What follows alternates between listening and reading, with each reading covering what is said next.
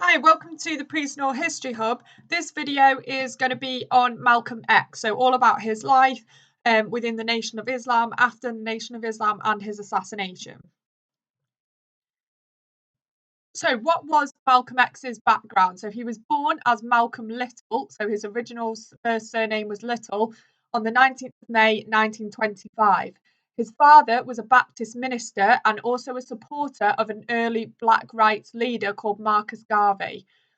He was murdered when Malcolm was only 6 years old, though. He was run over by a streetcar, and many suspected it was carried out by white supremacists, although this was never actually proved. So that one's a little bit of a grey area. After this, Malcolm's mother ended up having a breakdown and was actually committed to an asylum. This left Malcolm and his brothers and sisters in foster care. Malcolm excelled in school. He did really well at school, but lost interest after being told by a teacher that he should be a carpenter instead of a lawyer, as he wanted to, just because he was black. So his teacher said black men cannot become lawyers. He moved to Boston and soon became involved in street crime. In 1946, Malcolm went to prison for burglary, and while there, he converted to Islam, the religion Islam, and joined a group called the Nation of Islam, which are also known as the Black Muslims. This group combined elements of Islam with black nationalism. So this meant that they essentially believed that black people could never be equal in integrated communities, and their aim was to create a separate black nation with black people living and working in their own communities. So a bit different to what Martin Luther King believed. The Nation of Islam said white Americans deliberately held back black people. So his involvement in the civil rights movement, how did he become involved? So while he was in prison, Malcolm changed his name from Malcolm Little to Malcolm X.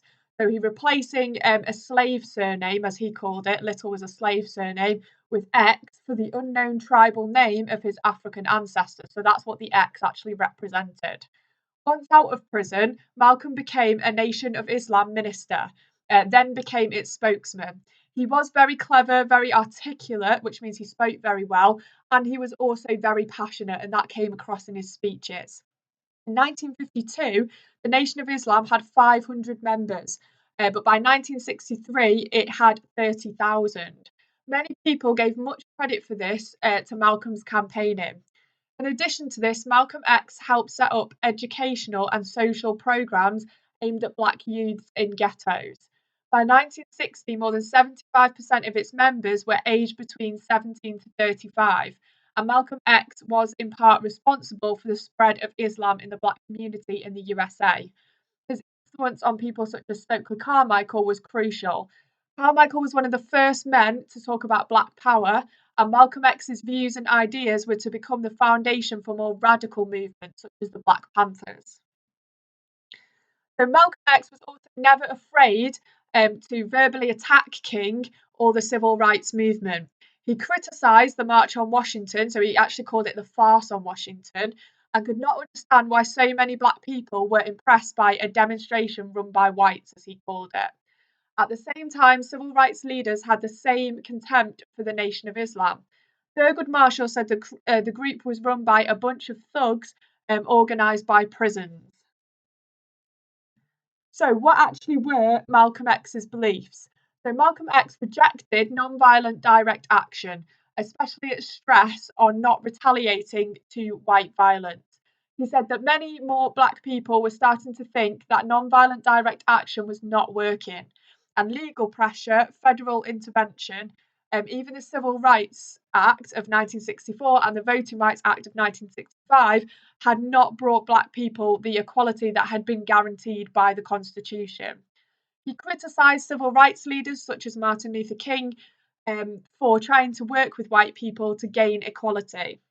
He believed white Americans, no matter how well intentioned, would always see black people as second class citizens. And inequality was very clear to see across the USA, especially in cities.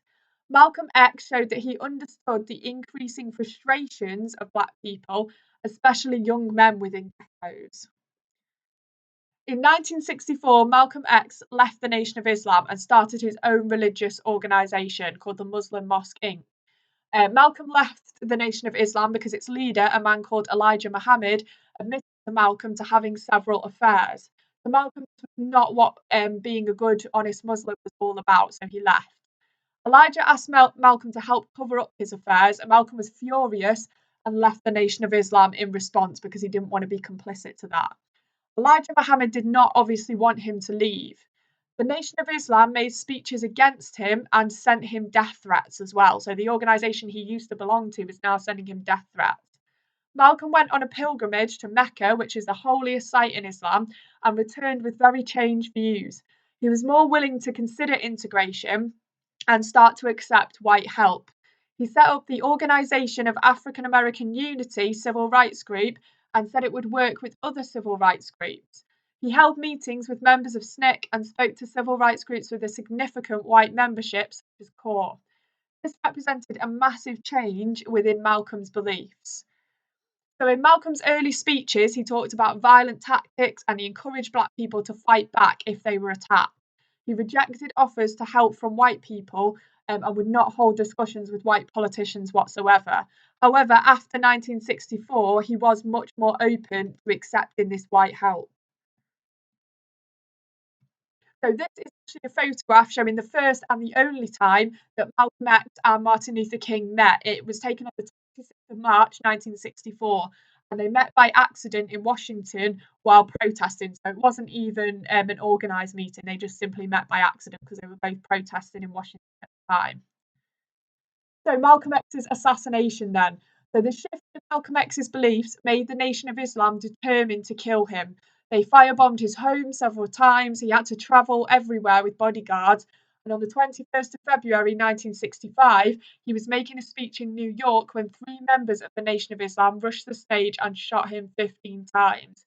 Over 15,000 people went to his funeral on the 27th of February.